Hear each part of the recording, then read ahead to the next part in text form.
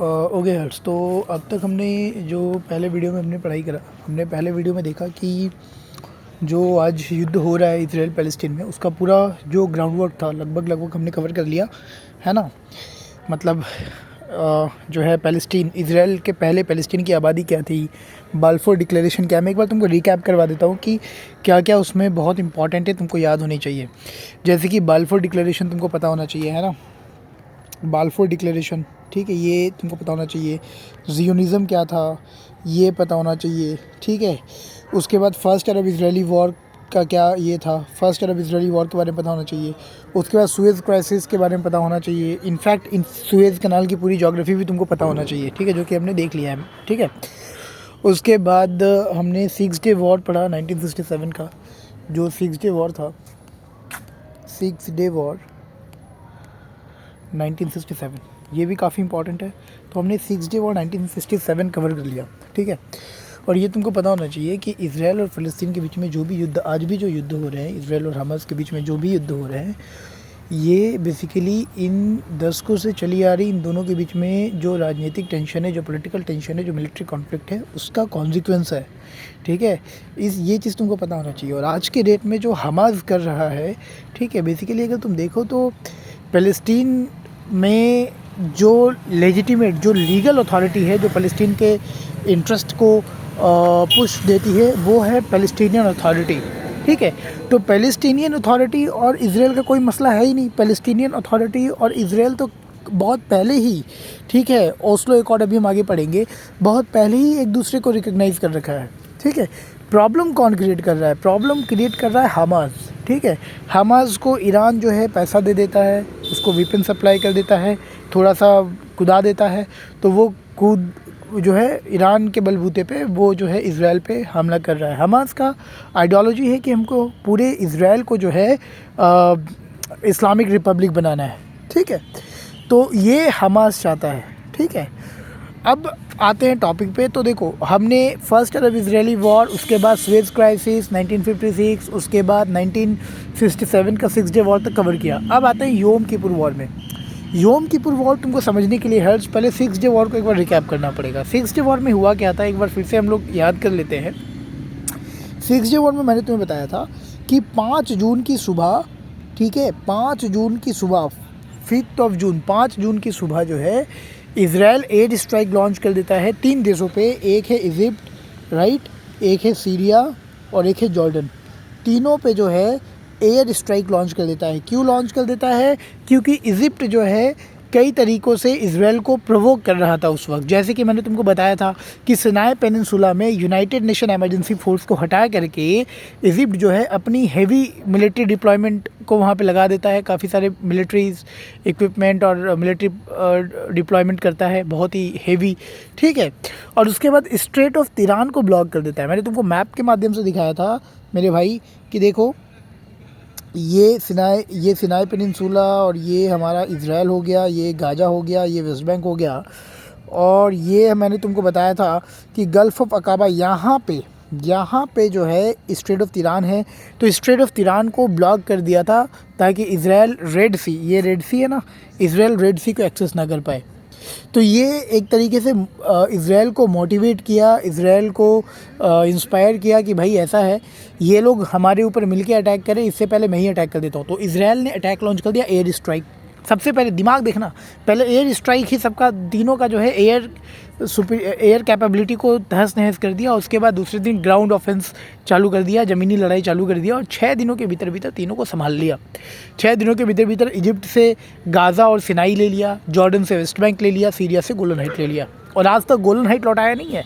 सिनाई तो फिर भी लौटा दिया इजिप्ट को, अभी हम लोग आगे पढ़ेंगे, ठीक है, लेकिन गोलन हाइट अब तक लौटाया नहीं है, ठीक है। तो अब योम किपुर वॉर पे आते हैं। देखो, अब चूँकि इजराइल ने वॉर के माध्यम से, समझना, इजराइल ने वॉर के माध्यम से वो टेरिटोरियल एक्विजिशन किया था, टेरिटरी को लिया था, कैप्चर किया था। यूनाइटेड नेशन कहता है कि कोई भी देश वॉर के माध्यम से अगर कोई टेरिटरी को ऑक्यूपाई करता है तो वो ऐसा, ये इलीगल है। भले ही वो कंट्री सेल्फ डिफेंस में ही क्यों ना जंग लड़ रहा हो, लेकिन फिर भी डिफिटेड कंट्रीज़ को कैप्चर टेरिटरी देना पड़ेगा। विच मीन्स कि इजराइल ने जो कैप्चर किया था वॉर के माध्यम से, ठीक है, वो वापस लौटाने पड़ेंगे। लेकिन इज़राइल बिल्कुल भी मूड में नहीं था वो टेरिटरीज़ वापस लौटाने के लिए, बिल्कुल मूड में नहीं था। और चूँकि बिल्कुल मूड में नहीं था तो इसने इजिप्ट और सीरिया को, ठीक है, क्योंकि इजिप्ट का बहुत ही स्ट्रैटेजिक लोकेशन सिनाई पेनिनसुला और सीरिया का बहुत ही स्ट्रैटेजिक लोकेशन गोलन हाइट, ठीक है, वो इज़राइल ने ऑक्यूपाई कर रखा था। तो उस वक्त सीरिया के जो लीडर थे उनका नाम था हाफिज़ अल असद और इजिप्ट के जो लीडर थे उनका नाम था अनवर सादत, ठीक है। दोनों ने प्लान बनाया, दोनों ने जो है यहाँ पे 6 अक्टूबर के दिन अटैक लॉन्च किया। 6 अक्टूबर क्यों? 6 अक्टूबर जूस के लिए बहुत ही एक तरीके से पवित्र दिन होता है, उसको योम किपुर के नाम से जानते हैं, उस दिन को योम किपुर के नाम से जानते हैं, ठीक है। अच्छा, इसी वॉर को सेकेंड अरब इजरायली वॉर भी कहते हैं, मैं इसको मिटा देता हूँ। इसी वॉर को सेकेंड अरब इजरायली वॉर भी कहते हैं भाई, याद रखना, ठीक है, सेकेंड अरब इजरायली वॉर। तो 6 अक्टूबर जो है ये जुडाइज़म के लिए, जूस के लिए होली डे है। वैसे तुमको पता होना चाहिए कि इज़राइल की जो ऑफिशियल लैंग्वेज है वो हिब्रू है, ठीक है, हिब्रू, ठीक है, ये लिख लेना, ठीक है। अपना भी नोट्स बनाना, मेरा तो नोट्स जो है, लेकिन मेरे नोट्स से अपने लिए भी एक ऐसा नोट्स बनाना जो तुम्हारे लिए जो है परफेक्ट हो, समझ रहा है, समझ पा रहे हो हर्ष? तो मेरा नोट्स तो जो है, लेकिन मेरे नोट्स से अपने लिए भी एक ऐसा नोट्स तैयार करना जो तुम्हारे अप्रोच के लिए, तुम्हारे तरीक़ों के लिए एफिशिएंट हो, ठीक है।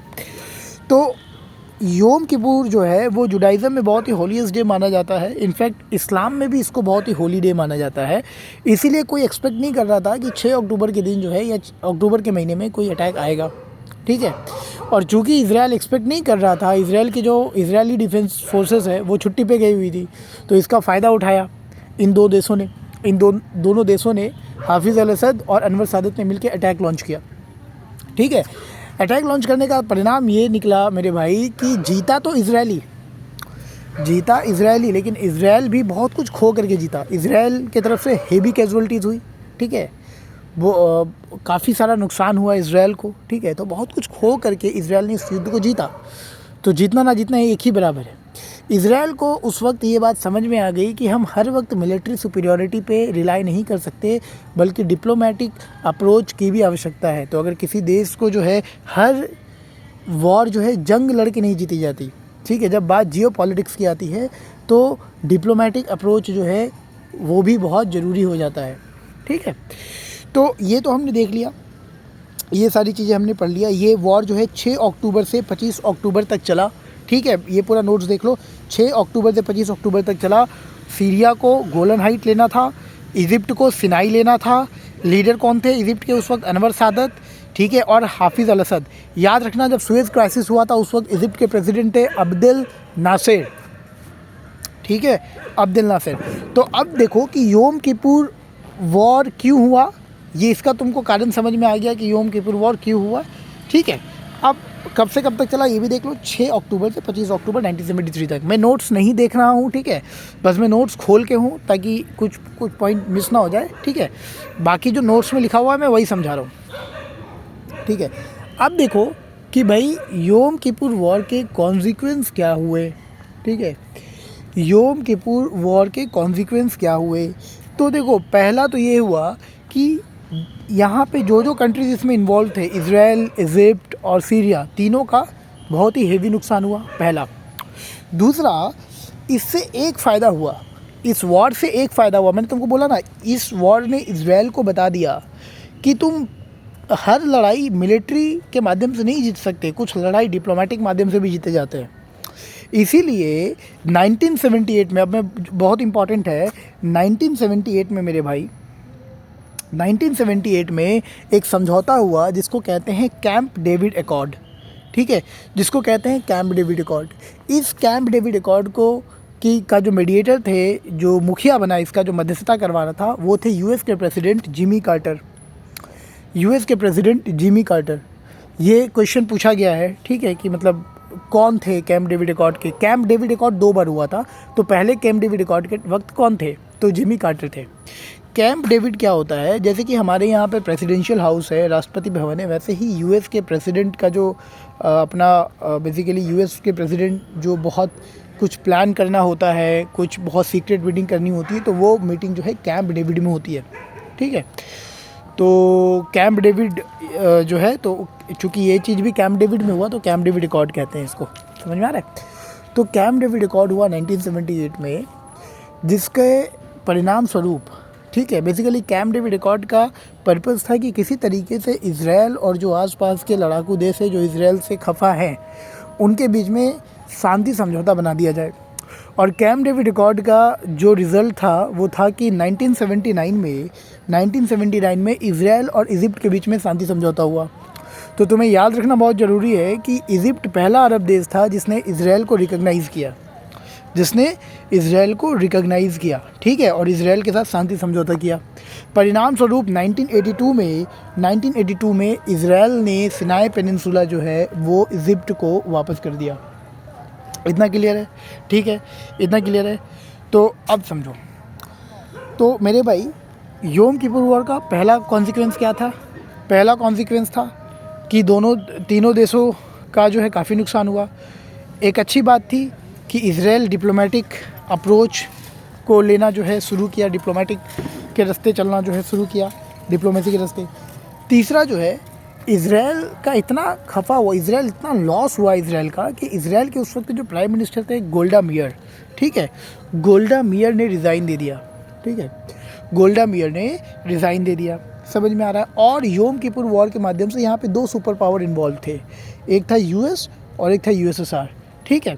अब यूएस और यूएसएसआर कैसे इन्वॉल्व थे, ये जब तुम कोल्ड वार पढ़ोगे ना मेरे भाई तो तुम समझोगे। मैं बेसिक सा कॉन्टेक्स्ट तुमको बता देता हूँ कि देखो, सेकेंड वर्ल्ड वार के बाद 1945 में जब सेकेंड वर्ल्ड वार ख़त्म हो गया तो उसके बाद यूएस और यूएसएसआर ये दोनों ही सेकेंड वर्ल्ड वार में एक साथ लड़ रहे थे किसी कॉमन एनिमी के अगेंस्ट में, ठीक है, मतलब दोस्त बन के लड़ रहे थे। लेकिन जैसे ही सेकेंड वर्ल्ड वार ख़त्म हो गया ये दोनों दोस्त बन गए दुश्मन, ठीक है।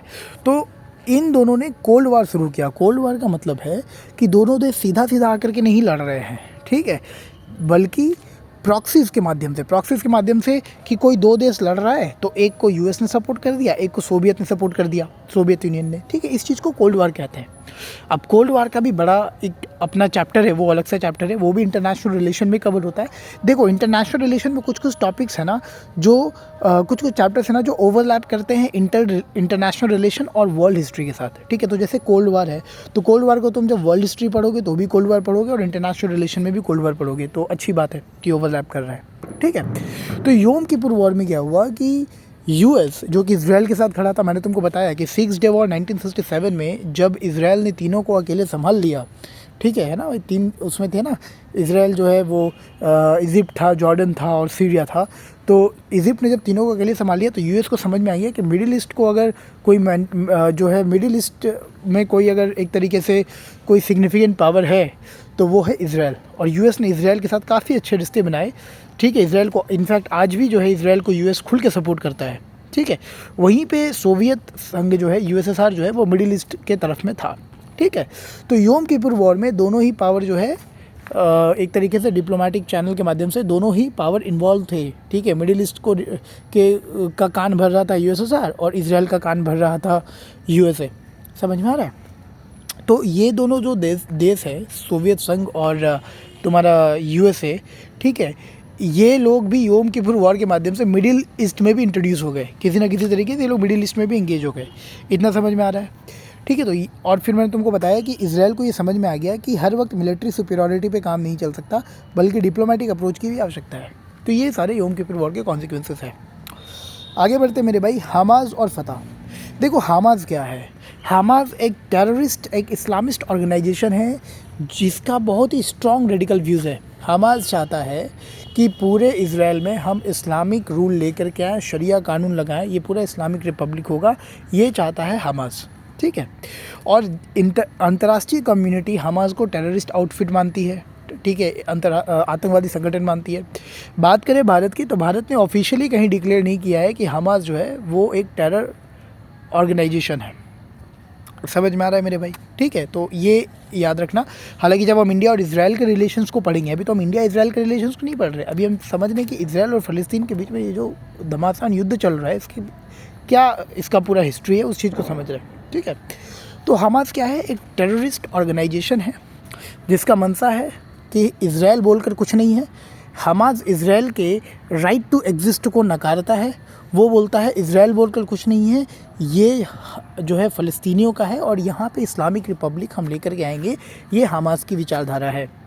वहीं पे फ़तह जो है ये भी समझो, हमास भी फ़लस्तीनियन के इंटरेस्ट को रिप्रेजेंट करता है, लेकिन बहुत ही स्ट्रॉन्ग विचार के साथ, बहुत ही स्ट्रॉन्ग आइडियोलॉजी के साथ कि हमें इस्लामिक रिपब्लिक लेकर के आना है, शरिया कानून लेकर के आना है। डेमोक्रेसी नहीं चाहता है हमास, समझ में आ रहा है कि नहीं। लेकिन फ़तह जो है ये भी फ़लस्तीन के इंटरेस्ट को दिखाता है। मतलब बेसिकली फ़लस्तीनियन लिबरेशन ऑर्गेनाइजेशन का ही ये एक पार्ट है, समझ जाओ। फ़लस्तीनियन लिबरेशन ऑर्गेनाइजेशन 1964 में बना था। मैं बीच बीच में तुमको रिकैप करवाते रहूँगा, ठीक है। तो फ़तह भी फ़लस्तीन के इंटरेस्ट को दिखाता है, हमास भी फ़लस्तीन के इंटरेस्ट को दिखाता है। दोनों में डिफरेंस ये है कि फ़तह जो है ना वो बहुत सेक्युलर है। फ़तह इज़राइल के एग्जिस्टेंस को एक्सेप्ट करता है, ठीक है, समझ में आ रहा है। फ़तह इज़राइल के एग्जिस्टेंस को एक्सेप्ट करता है। फ़तह ये कहता है कि इज़राइल भी शासन करे अपने पॉपुलेशन पे, हम भी शासन करेंगे अपने पॉपुलेशन पे, समझ में आ रहा है। तो इसीलिए, और फ़तह सेक्युलर है। सेक्युलर है मतलब फ़तह ये नहीं चाहता कि हम सबको कन्वर्ट करवा देंगे, हम जूस को भी कन्वर्ट करवा देंगे, हम पूरा इस्लामिक रिपब्लिक, ऐसा नहीं चाहता है फ़तह। तो फ़तह जो है वो लगभग सेक्युलर है नेचर में।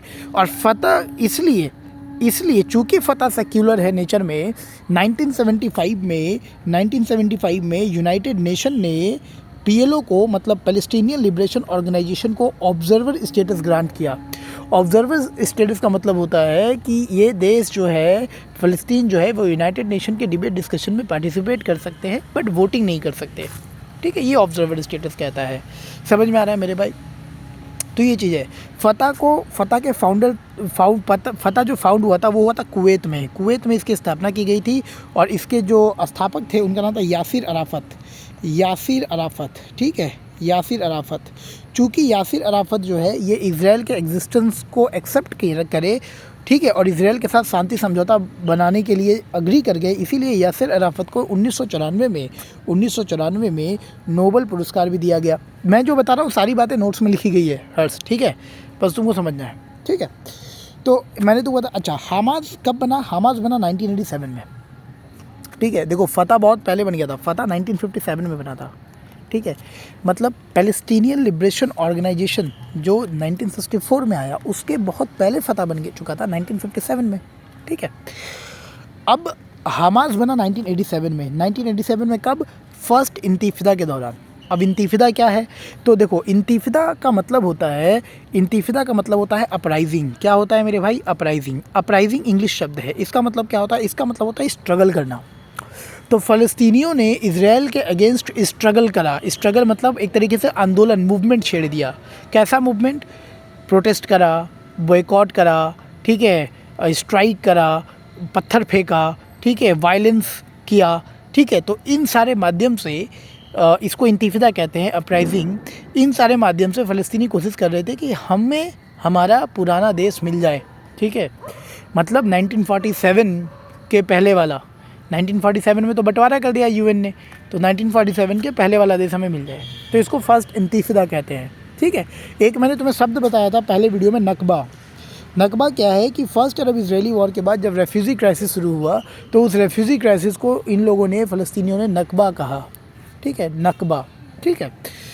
तो इतना तो समझ में आ गया। तो फर्स्ट इंतिफादा 1987 में शुरू हुई, 1993 में ख़त्म हुई, और यही 1987 में हमास का जन्म हुआ, ठीक है। ये तुमको मैंने बता दिया। अब हमास जो है गाज़ा पट्टी में 2007 से बैठा हुआ है। इसकी स्टोरी को हम लोग आगे समझेंगे, ठीक है। समझ में? हमास को टेररिस्ट ऑर्गेनाइजेशन क्यों कहते हैं? क्योंकि हमास ने कई बार बॉम्बिंग, रॉकेट लॉन्च कर दिए, ठीक है, सुसाइड बॉम्बिंग कर दिया, तो गुरिल्ला वारफेयर, तो इसलिए हमास जो है एक टेररिस्ट ऑर्गेनाइजेशन है। हमास की अपनी एक मिलिट्री विंग भी है जिसका नाम है इज़्ज़ुद्दीन अल-क़स्म बेसिकली मैंडेटरी पैलेस्टीन में एक इस्लामिक गुरु थे, अब मैंडेटरी पैलेस्टीन क्या होता है, पहले वीडियो में याद करो मैंने बताया था। मैंडेटरी पैलेस्टीन ये था मेरे भाई कि ओटोमन एम्पायर जब हार गया तो ओटोमन एम्पायर के हारने के बाद वेस्ट एशिया में शासन कौन करेगा, क्या वेस्ट एशिया में डेमोक्रेसी आएगी।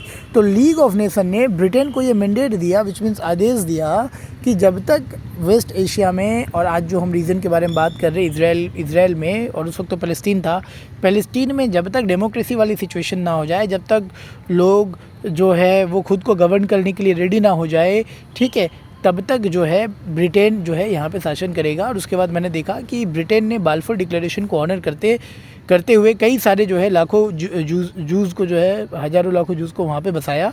और जैसे ही उसने जूस को बसाया, जूस और अरब्स के बीच में टेंशन्स बढ़ती गई। और उसके बाद सेकेंड वर्ल्ड वार के बाद जूस वहाँ पे और भी बस गए, क्योंकि सेकेंड वर्ल्ड वार में हिटलर ने हॉलोकॉस्ट किया। यूरोप में, जर्मनी में हिटलर ने जो है हर जूस को पकड़ के ट्रेन में ला के, बस में ला करके, गैस चैम्बर में डाल के मारा। जूस वहाँ से भाग के जाए कहाँ, तो फ़लस्तीन में आए, ठीक है। और उसके बाद सेकेंड वर्ल्ड वार जब ख़त्म हो गया तो फ़लस्तीन और जूस में इतना टेंशन बढ़ गया कि ब्रिटेन ने कहा कि अब मुझसे नहीं संभल रहा, यूनाइटेड नेशन को ये मसला सौंप दिया। तो यूनाइटेड नेशन ने 2 स्टेट सॉल्यूशन के साथ आया कि ठीक है भाई, इजराइल भी रहेगा, फ़लस्तीन भी रहेगा, ठीक है। इजराइल को हटा दोगे तो इजरायली जाएंगे कहाँ पे, जूस जाएंगे कहाँ पे, समझ में आ रहा है। तो ये सारी चीज़ें मैंने तुमको एक क्विक रिकैप दे दिया पूरे हिस्ट्री का। तो इज़्ज़ुद्दीन अल क़स्म याद रखना, ठीक है। हमास जो मैंने बोला कि इजराइल को नहीं जानता है, इजराइल कौन है, इजराइल के राइट टू एग्जिस्ट को नहीं जानता, नहीं पहचानता। फ़तह के बारे में मैंने तुमने बता दिया। फ़तह जो है कुवैत में बना था, यासिर अराफ़त जो है, और 1957 में बना था। यासिर अराफ़त उसके फाउंडर थे, ठीक है। और फ़तह जो है वो इज़राइल को रिकॉग्नाइज़ करता है। ये सारी चीज़ें मैंने तुमको बता दिया। यासिर अराफ़त को 1994 में नोबेल पीस प्राइज़ भी मिला था, ये चीज़ मैंने बता दिया, ठीक है।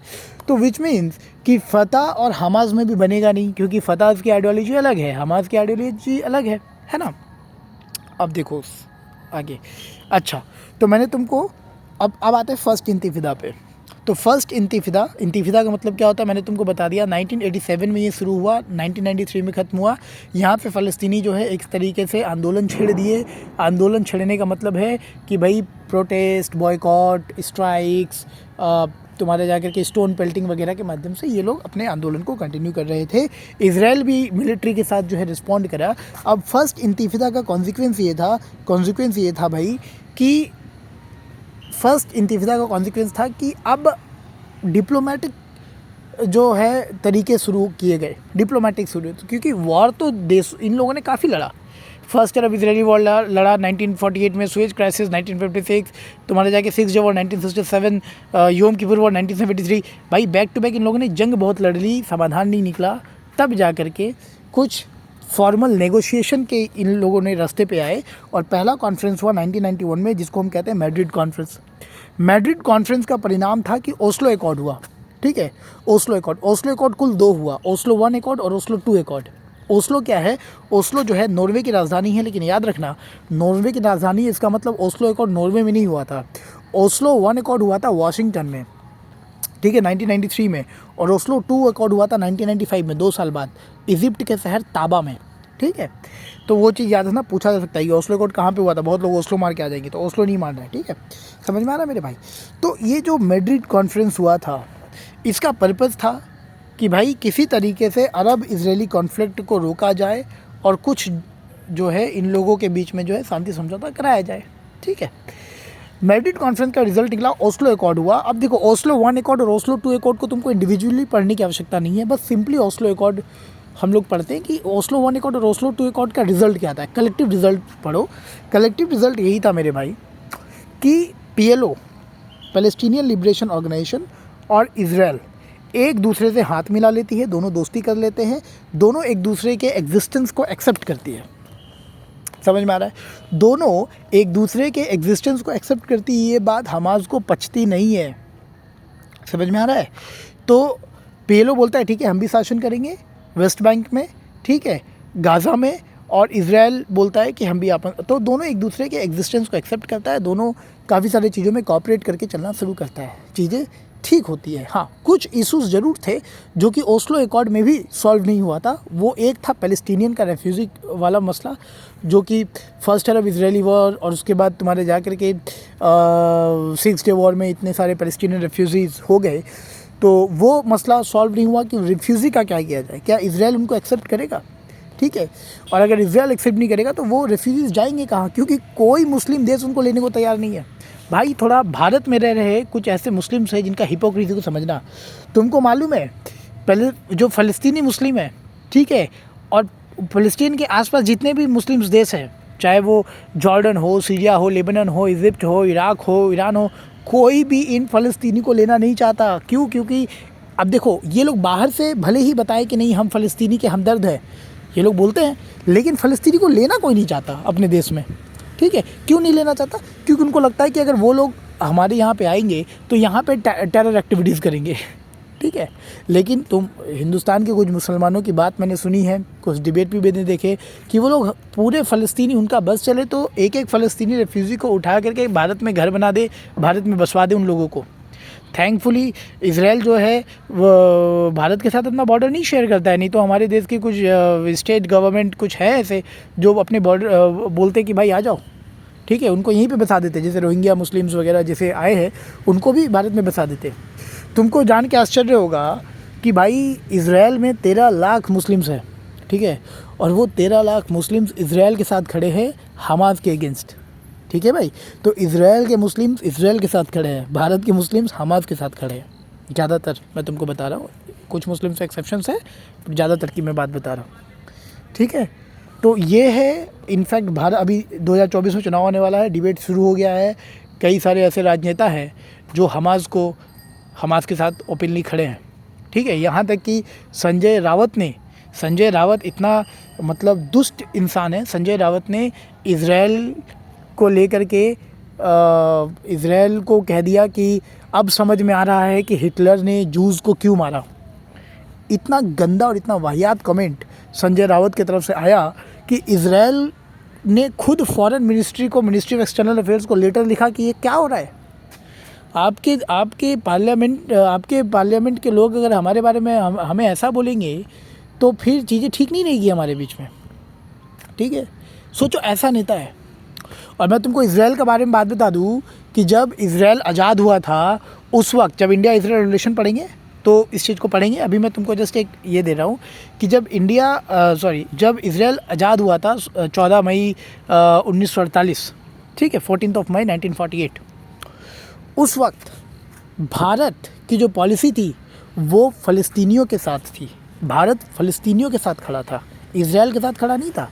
महात्मा गांधी ने खुल के बोल दिया कि ये चीज़ गलत हो रहा है, ठीक है। महात्मा गांधी का स्टेटमेंट मैंने तुमको पढ़ के सुनाया, नोट्स में भी है कि my sympathy for the Jews does not blind me to the requirements of justice, it is wrong and inhuman to impose Arabs Jews on Arabs. ये कहा था महात्मा गांधी ने, ठीक है मेरे भाई। हालांकि महात्मा गांधी के देहांत के बाद इसराइल आज़ाद हो गया तो वो अलग बात है, ठीक है, समझ में आ रहा है। तो ऐसे सिचुएशन में भी जब भारत फ़लस्तीन के साथ खड़ा था, इसराइल के दुश्मन के साथ खड़ा था, इसराइल ने भारत का बहुत साथ दिया। कारगिल वॉर में इसराइल ने अपनी टेक्नोलॉजी सप्लाई करी भारत को, समझ में आ रहा है, ठीक है। तो बहुत ऐसे क्रिटिकल सिचुएशंस थे जहाँ पे इसराइल और भारत के बीच में कोई डिप्लोमेटिक रिलेशन ना होने के बावजूद भी इसराइल भारत के साथ खड़ा था, ठीक है। और भारत जिन फ़लस्तीनियों के साथ खड़ा था वो फ़लस्तीन पीओके के मामले में पाकिस्तान के साथ खड़े थे और खड़े हैं। समझ पा रहे हो क्या फॉरेन पॉलिसी थी? भारत फ़लस्तीनियों के साथ खड़ा है, ठीक है, कि भाई गलत हो रहा है फ़लस्तीनियों के साथ, ठीक है, ऐसे बंटवारा नहीं होना चाहिए। लेकिन फ़लस्तीन किसके साथ खड़ा है?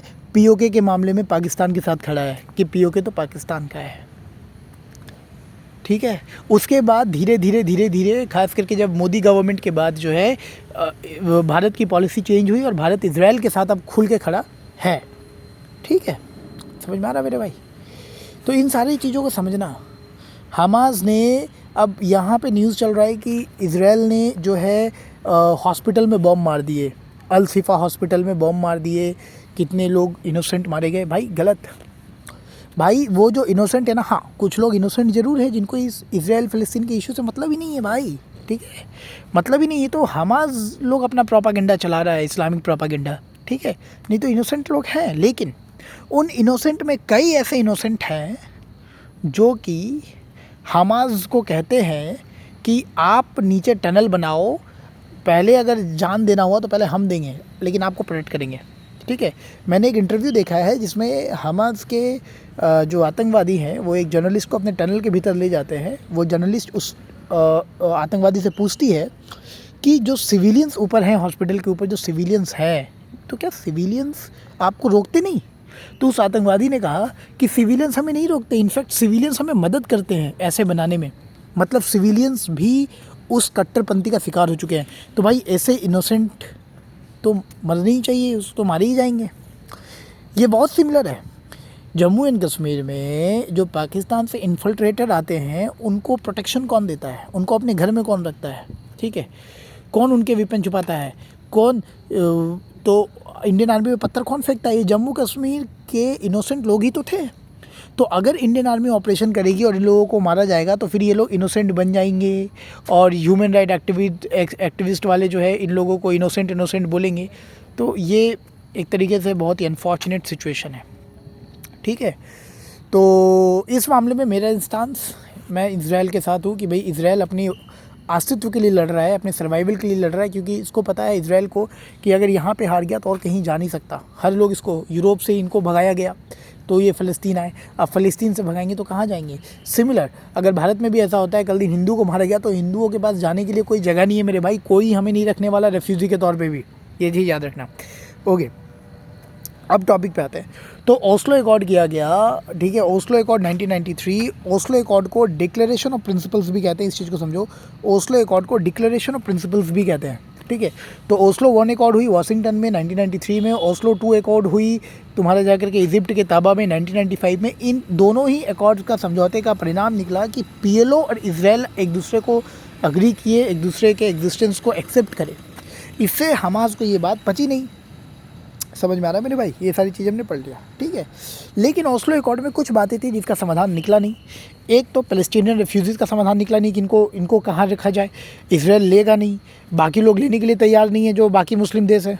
ठीक है, वो लोग उनको लेने के लिए तैयार नहीं है। ठीक है, और जो जेरूसलम है जो जेरूसलम है उसका क्या किया जाए? क्योंकि जेरूसलम जो है, इजराइल जेरूसलम को अपनी राजधानी बताती है। ठीक है, और पैलेस्टीनियन लिबरेशन ऑर्गेनाइजेशन चाहती है कि जेरूसलम के भी टुकड़े किए जाए, और जेरूसलम का जो ईस्ट वाला जेरूसलम है, मतलब कि ये हमारा वेस्ट बैंक है और ये मान लो जेरूसलम है, तो जेरूसलम का ये वाला जो पार्ट है ये हमारी राजधानी बनेगी और ये वाला जो पार्ट है ये इजराइल की राजधानी बनेगी। लेकिन इजराइल पूरे जेरूसलम को ही क्लेम करता है। ठीक है, तो ये मसला सॉल्व नहीं हुआ। समझ में आ रहा है? ये मसला सॉल्व नहीं हुआ। तो ये मसला सॉल्व नहीं हुआ तो बाद में और एक कैंप डेविड रिकॉर्ड किया गया 2000 में 2000 में कैंप डेविड रिकॉर्ड किया गया। पहला कैंप डेविड रिकॉर्ड कब हुआ था? मैंने तुमको बताया था 1978 में, जिसके परिणाम स्वरूप 1979 में इजिप्ट पहला अरब नेशन बना जिसने इजराइल को रिकॉग्नाइज़ किया, और 1982 में इजराइल ने सिनाई पेनिनसुला उसको वापस कर दिया। समझ में आ रहा है मेरे भाई? तो ये सारी चीज़ें हैं। तो 2000 में कैंप डेविड रिकॉर्ड हुआ, लेकिन कैंप डेविड रिकॉर्ड में भी बात बना नहीं। तो ये फिर से ये जो मुस्लिम्स है ये तो मार काटे में उतर जाते हैं। तो फिर से सेकेंड इंतिफादा चालू हो गया, जो कि 2000 से 2005 तक चला। ठीक है, 2000 से 2005 तक चला। अब 2000 से 2005 तक चला, याद रखना, इस सेकेंड इंतिफादा को अल अक्सा इंतिफादा भी कहते हैं। ठीक है, अल अक्सा इंतिफादा भी कहते हैं। ठीक है, तो इजराइल ने क्या करना चालू किया इस इंतिफादा के वक्त में, इजराइल की जो वेस्ट बैंक थी, बताता हूँ, मैप थोड़ा बनाने दो, सॉरी, ये जो वेस्ट बैंक थी, इस वेस्ट बैंक में इजराइल ने दीवार बनाना चालू किया, मतलब बैरियर बनाना चालू किया। ठीक है, ताकि इधर से लोग इन्फिल्ट्रेट करके इजराइल में ना घुस जाए। ठीक है, तुमको मालूम है जब ये बैरियर फेंसिंग इजराइल कर रहा था वेस्ट बैंक के अलॉन्ग, भारत ने यूनाइटेड नेशन में इसके अगेंस्ट प्रपोजल किया था। मतलब भारत उस वक्त भी इजराइल के साथ खड़ा नहीं था, लेकिन इजराइल भारत के साथ ज़रूर खड़ा था जब भी ऐसे क्रिटिकल सिचुएशंस आए। समझ में आ रहा है भाई मेरे? ठीक है, तो ये सारी चीज़ें हुई। तो यूनाइटेड नेशन में इसके अगेंस्ट भी भारत ने वोटिंग करी थी।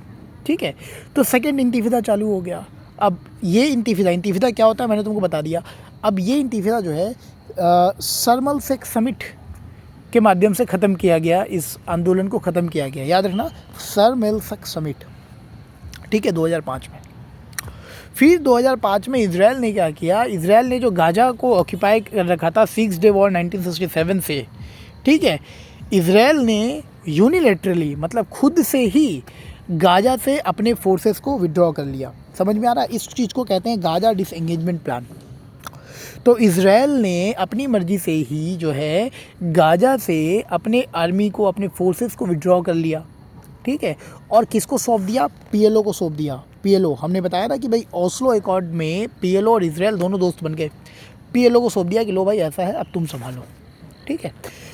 2005 में, अब तुमको जान के आश्चर्य होगा कि 2007 में हमास ने अटैक करके जो है वहाँ से पीएलओ को मार के भगाया और ख़ुद जो है गाज़ा पे आके बैठ गया, ठीक है। तो ये तो मतलब हमास ने पीएलओ पे ये कर दिया, तो हमास किसी का नहीं है भाई, ठीक है। तो हमास ने पीएलओ को मार के भगाया और वहाँ पे जो है उसके कंट्रोल, गाज़ा के कंट्रोल को सीज़ किया, ठीक है।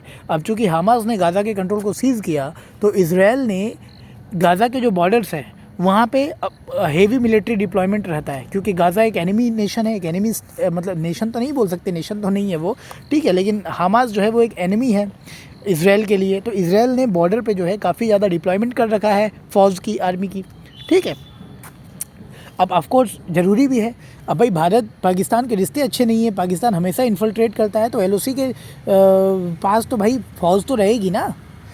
इंडिया नेपाल बॉर्डर जैसा थोड़ी कि फ़ौज रहेगी नहीं, ठीक है। फ़ौज तो रहेगी ना, जहाँ जहाँ पे चाइना और भारत एक दूसरे को कॉन्फ्रंट करते हैं, फ़ौज तो रहेगी ना वहाँ पे। ऐसा थोड़ी कि एलओसी से भारत फ़ौज हटा देगा ताकि सारे पाकिस्तानी घुस जाएं, नहीं ना। तो वैसे ही इज़राइल ने भी अपने फ़ौज लगा रखे हैं, तो इज़राइल ने भी अपने फ़ौज लगा रखे हैं और इसके वजह से ऐसा कहा जाता है कि गाज़ा की इकोनॉमी बहुत ख़राब हुई है। और ये कहता है UNOCHA, which means United nation office for the coordination of human affairs.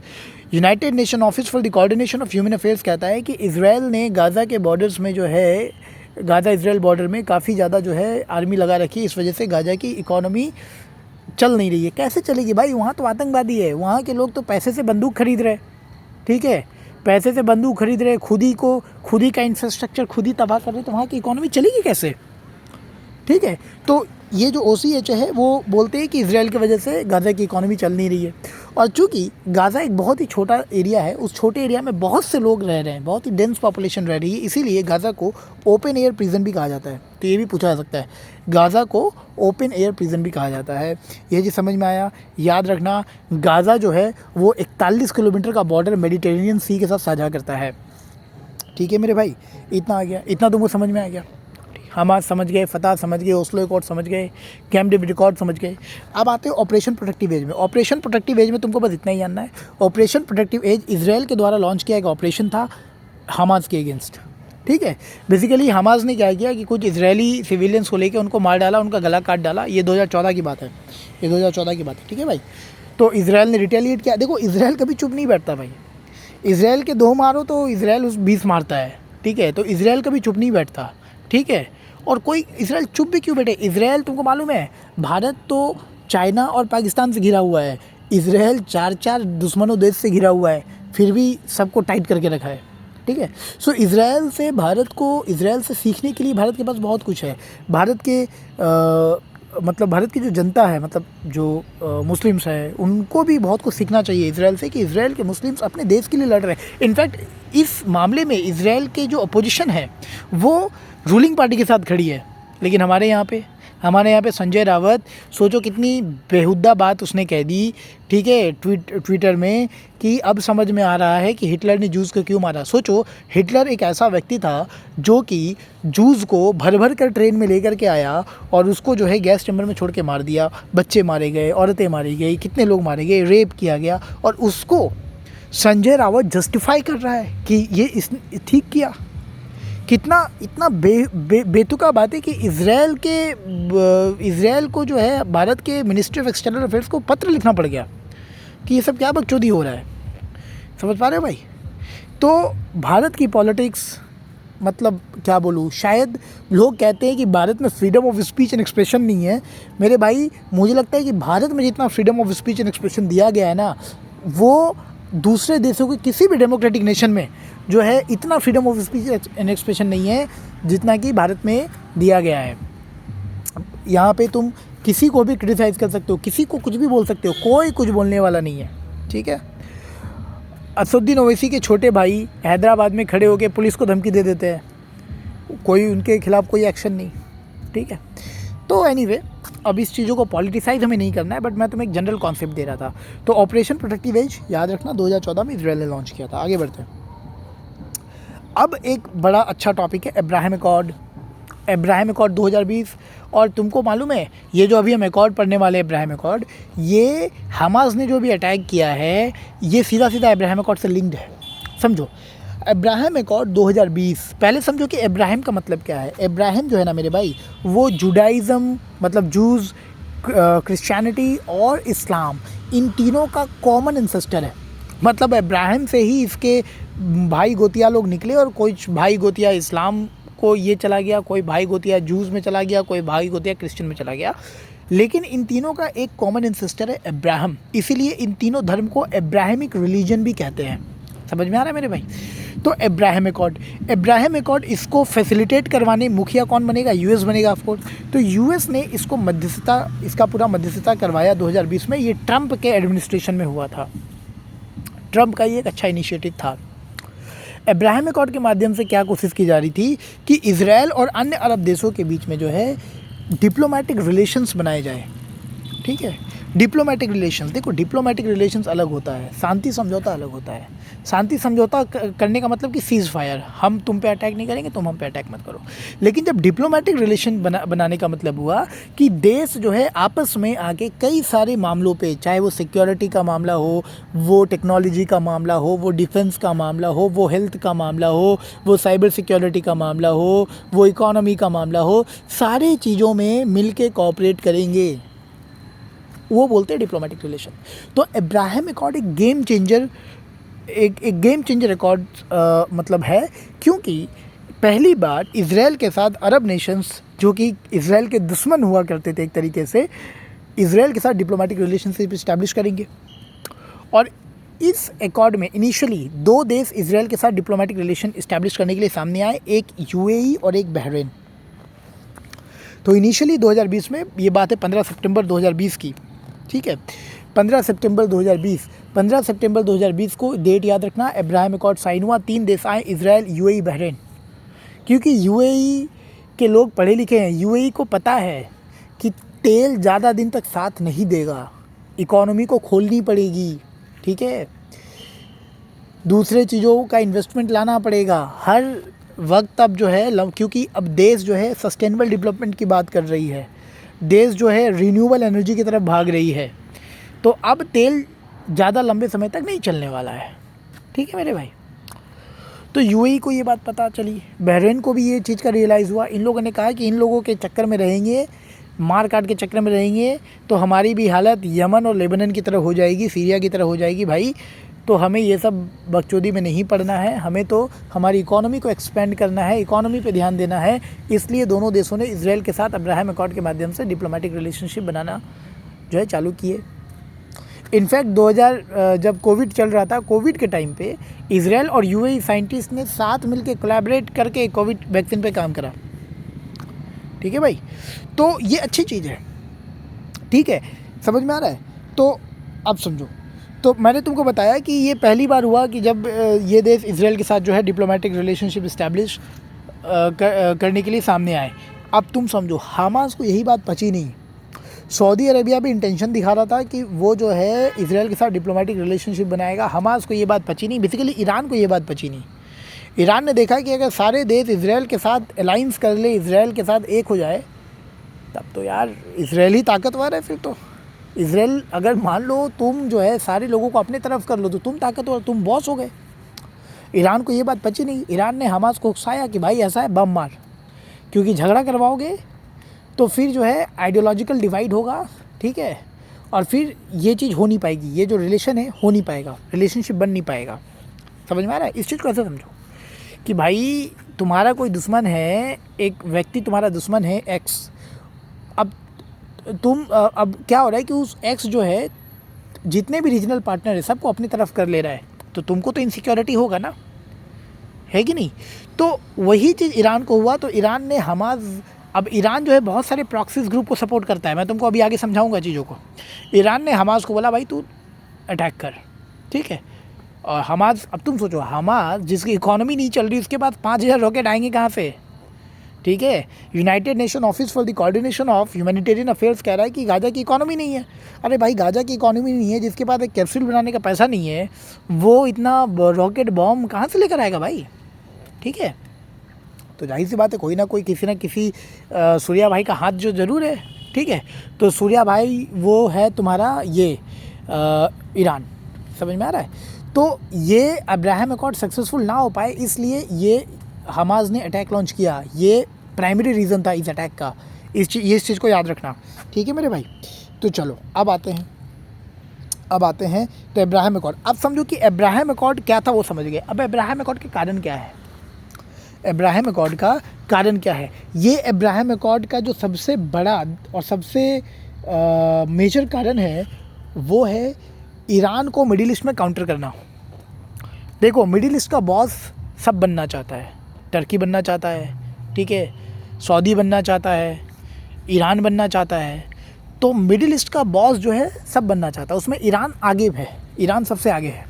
ठीक है, उस बॉसगिरी में ईरान सबसे आगे है। समझ में आ रहा है? अब अब्राहम अकॉर्ड के माध्यम से ईरान को काउंटर किया जा सकता है। अब समस्या ये है कि भाई ईरान ऐसा क्या कर रहा है कि ईरान सबसे ज़्यादा पावरफुल है मिडिल ईस्ट में अभी के टाइम पर।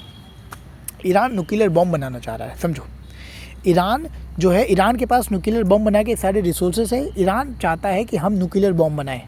अब तुम बोलोगे भैया इसमें कौन सी बड़ी बात है, न्यूक्लियर बॉम्ब बना लिया तो। यूएस ने बनाया, रशिया ने बनाया, भारत ने बनाया, चाइना ने बनाया, पाकिस्तान ने बनाया, तो कौन सी बड़ी बात हो गई अगर न्यूक्लियर बॉम्ब बना ही लिया तो? बड़ी बात है। बड़ी बात इसलिए मेरे भाई क्योंकि इजराइल ने अगर न्यूक्लियर बॉम्ब बना लिया तो पूरे मिडिल ईस्ट को इससे इनसिक्योरिटी होगी। वो कैसे? क्योंकि इजराइल जो है, ईरान जो है वो यमन में बैठे हूती, जो कि एक टेररिस्ट आउटफिट है, उसको सपोर्ट करता है। और हूती सऊदी अरबिया के लिए सीधा सीधा थ्रेट है। विच मीन्स कि अगर ईरान न्यूक्लियर बम बनाता है तो जिन जिन देशों को ईरान से थ्रेट है वो देश भी न्यूक्लियर बम बनाना चालू करेंगे। मतलब न्यूक्लियर आर्म रेस चालू हो जाएगा मिडिल ईस्ट में। सभी के सभी देश न्यूक्लियर बम बनाना चालू करेंगे, न्यूक्लियर आर्म रेस चालू हो जाएगा। ठीक है, और ये कोल्ड वार से सीखने को मिलता है। कोल्ड वार जब चल रहा था, मतलब सोवियत यूनियन और यूएस एक दूसरे को कम्पीट कर रहे थे हर एस्पेक्ट में, तो पहले यूएस ने बनाया एटम बम, उसको देखा देखी सोवियत यूनियन ने बना लिया, चाइना ने बना लिया, भारत ने बना लिया, भारत को देखा देखी पाकिस्तान ने बना लिया। समझ में आ रहा है कि नहीं? तो इस तरीके से, तो इसी तरीके से मिडिल ईस्ट में भी न्यूक्लियर आर्म्स रेस चालू हो जाएगी। अब तुम बोलोगे भैया ठीक है, न्यूक्लियर आर्म रेस चालू हो जाएगा तो इसकी समस्या क्या है? समस्या है ईरान जो है बहुत ही मतलब लड़ाकू किस्म का आदमी है। लड़ाकू किस्म का आदमी का मतलब है, देखो ईरान जो है बहुत सारे प्रॉक्सीज ग्रुप को सपोर्ट करता है। बोले कौन कौन से प्रॉक्सीज ग्रुप? जैसे कि लेबनन में हिजबुल्लाह, मतलब ईरान, सूर्या भाई एक जगह बैठा हुआ, फ़ोन करेगा बेटा किस ना किसको लड़ा देगा। ठीक है, तो लेबनन में मौजूद हिजबुल्लाह जो कि एक टेररिस्ट आउटफिट है, उसको ईरान पैसा देता है, वेपन देता है।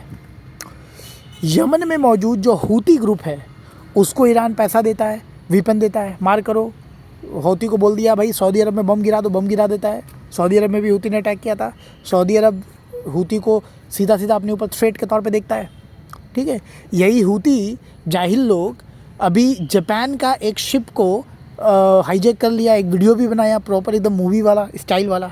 ठीक है, वो लोग इतना बड़ा जाहिल है, उन लोगों को इजरायली शिप को हाईजैक करना था, बेटा जापान का शिप को हाईजैक कर लिया। वो शिप जो भारत आ रही थी उसको हाईजैक कर लिया।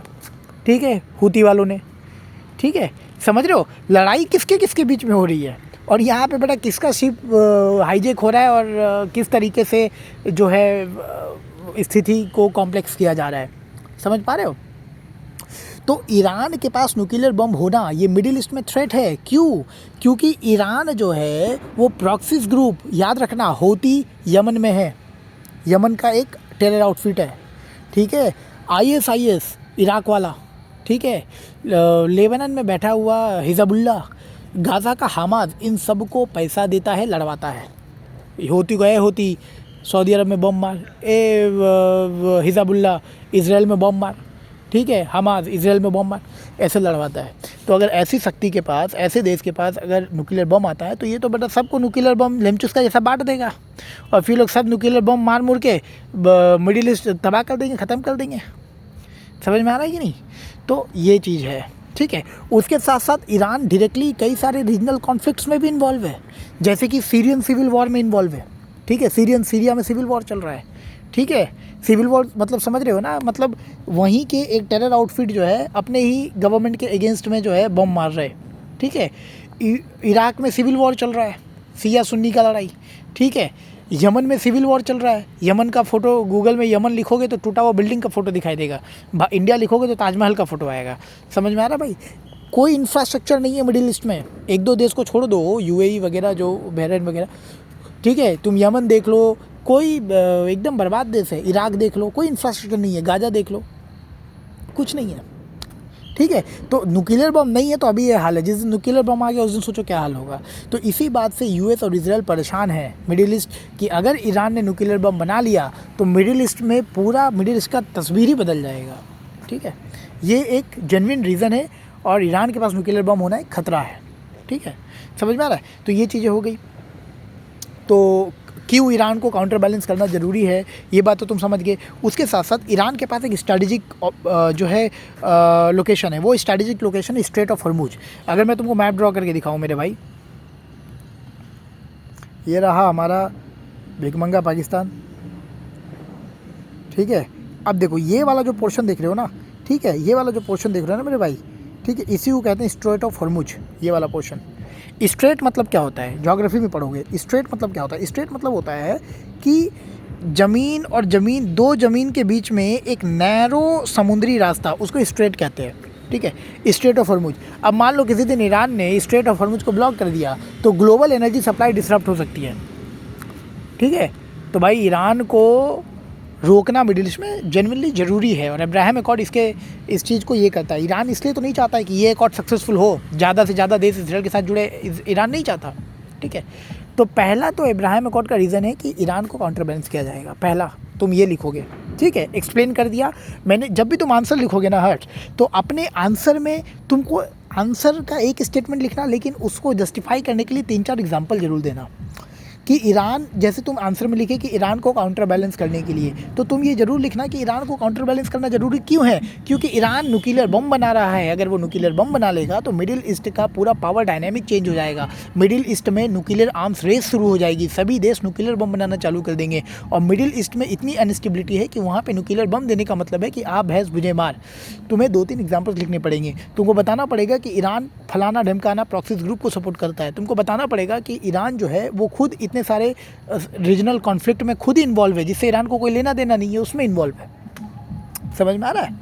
ये इस तरीके से। तो एग्जाम्पल्स, हर चीज़ का मैं तुमको एग्जाम्पल बताऊंगा। एग्जाम्पल बहुत इंपॉर्टेंट है भाई। एग्जाम्पल तो तुमको भी समझ में आएगा और जो तुम आंसर लिखोगे ना उसका वेटेज एक अलग ही लेवल पे चला जाएगा, ठीक है। समझ में आ रहा है? ओके, तो ये सारी चीज़ें हमने पढ़ ली, ठीक है।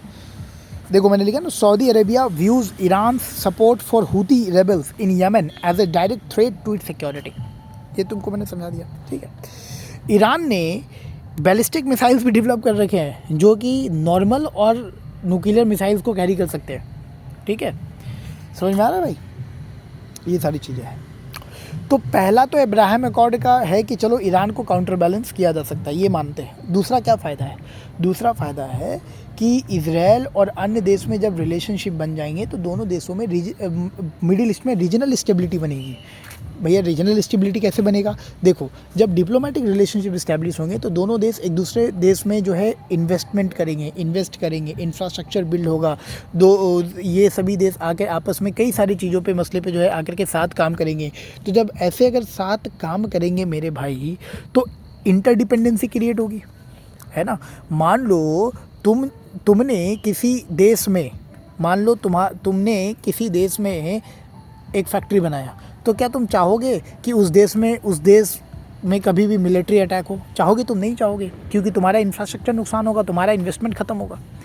तो तुम क्या हुआ, तुम इन्वेस्ट करके एक तरीके से एक डिपेंडेंसी बनाए उस देश पे, है ना। फिर उस देश के साथ तुम कोऑर्डिनेट करके चलोगी कि उस देश की पॉलिसी ऐसी रहे कि मुझे नुकसान ना हो। समझ में आ रहा है कि नहीं? तो इंटरडिपेंडेंसी क्रिएट होगी, और जहाँ पे डिप्लोमेटिक रिलेशन की वजह से इंटरडिपेंडेंसी क्रिएट होगी और जहाँ पे ऐसा होता है वहाँ पे रीजनल स्टेबिलिटी बनेगा। समझ में आ रहा है कि नहीं? तो ये चीज़ है। तो अभी जो देश आपस में मारकाट कर रहे हैं, ये देश जो है तो मिडिल ईस्ट में रीजनल स्टेबिलिटी बनेगी, जिसका भी बहुत क्राइसिस है मिडिल ईस्ट में, तो ईरान को काउंटर बैलेंस किया जा सकता है, एक रीजनल स्टेबिलिटी बनेगी। फिर ये जो वॉर अफेक्टेड एरियाज़ है, वॉर अफेक्टेड कंट्रीज़ है, अगर ये इजराइल के साथ डिप्लोमेटिक रिलेशनशिप इस्टेब्लिश करके डेवलपमेंट के रास्ते पे चलते हैं तो भाई इकोनॉमिक डेवलपमेंट होगी। ठीक है, इन देश में इतने सारे रेफ्यूजी क्राइसिस है, उनको उन पे काम किया जा सकता है, एम्प्लॉयमेंट पे काम किया जा सकता है, इंफ्रास्ट्रक्चर पे काम किया जा सकता है, कई चीज़ों पे काम की जा सकती है, सिक्योरिटी पे काम किया जा सकता है। सारे देश आकर के जो है काउंटर टेररिज्म पे काम कर सकते हैं, मनी लॉन्ड्रिंग पे काम कर सकते हैं, है कि नहीं। तो कई सारी चीज़ें जो है की जा सकती है। ठीक है, सिक्योरिटी बढ़ाई जा सकती है। समझ में आ रहा है।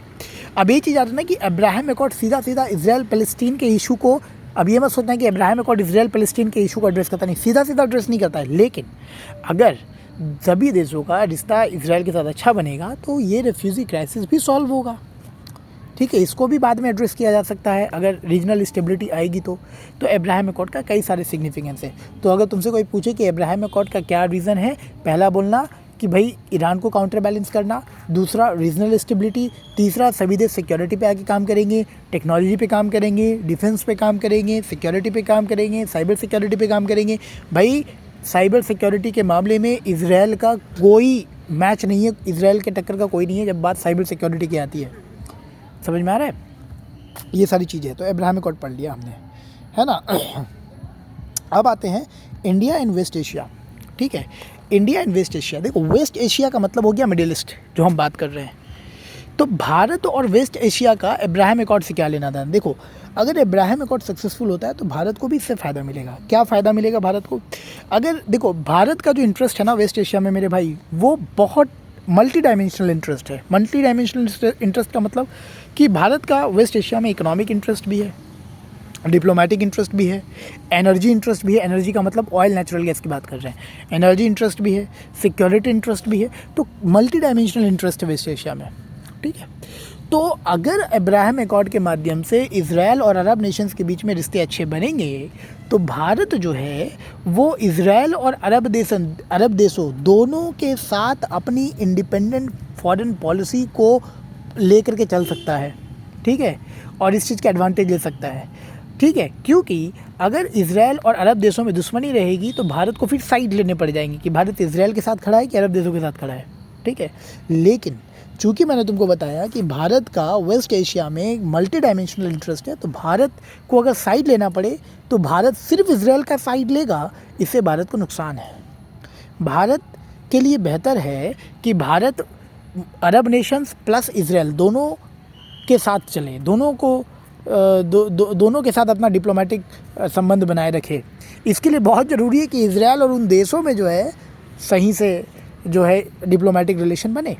ठीक है, अगर ऐसा होता है तो भारत जो है वेस्ट एशिया जैसे कि यूएई के साथ भी जो है काम कर सकता है सिक्योरिटी के मामले में। तुमको पता होना चाहिए एक मिलिट्री एक्सरसाइज है जायद तलवार, पता नहीं मैंने यहाँ पे लिखा है कि नहीं, हाँ मिलिट्री एक्सरसाइज जायद तलवार पूछा जा सकता है। मिलिट्री एक्सरसाइज जायद तलवार जो है ये पूछा जा सकता है कि कौन से दो देशों के बीच में है, तो भारत और यूएई के बीच में।